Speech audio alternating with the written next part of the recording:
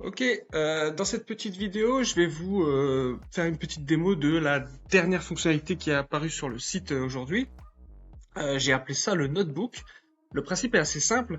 Ça va être un espace où quand vous avez identifié une rencontre qui vous intéresse, qui vous semble prometteuse, vous allez pouvoir la mettre de côté pour l'analyser au travers des différents modules du site, prendre des notes, etc. Donc je vous montre comment ça marche.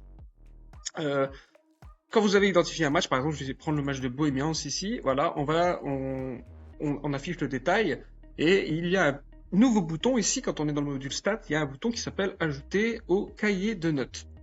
Je clique dessus, qu'est-ce qui s'est passé? En fait, il y a cette petite icône en haut à droite qui est apparue et qui ressemble à un petit cahier avec une petite croix, hein, pour rester dans le domaine médical. Quand je clique dessus, ça m'ouvre mon notebook. Donc sur la partie gauche, vous allez avoir la liste des rencontres que vous avez identifiées comme étant intéressantes. Donc on peut en mettre plusieurs, hein, si j'en prends une autre, par exemple celle-ci, je l'ajoute, voilà, je vais dans mon notebook, j'ai mes des rencontres. Et là, ce que je vais pouvoir faire pour l'instant, hein, mais j'ai pas mal d'idées pour faire évoluer cet outil et vous permettre d'analyser vos rencontres de la meilleure des manières. Vous allez pouvoir passer d'un match à l'autre ici et afficher et puis saisir une note personnelle. Par exemple, risque de match nul. Voilà, vous mettez une note, l'enregistrement se fait automatiquement. Vous pouvez passer sur l'autre. Voilà, match intéressant. Voilà, intéressant. Voilà, donc vous allez pouvoir comme ça prendre une note. Pour l'instant, c'est à peu près la seule fonctionnalité qui est disponible, mais comme je vous dis, ça va évoluer.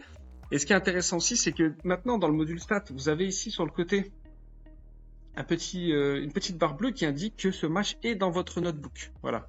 Ok. Maintenant, ce qui est aussi intéressant, c'est que, je vous l'ai dit, ça va passer à travers les modules. Donc, par exemple, si je vais dans le module sélection, ici, je vais avoir une petite rubrique notebook. Donc, vous allez avoir ici les matchs qui sont dans votre notebook seront mis en tête des résultats.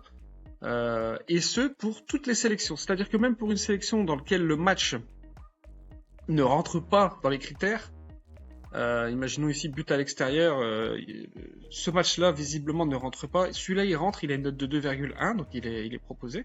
Celui-ci ne rentre pas dans les critères, c'est-à-dire que s'il n'était pas dans mon notebook, je ne l'aurais pas dans la liste des résultats.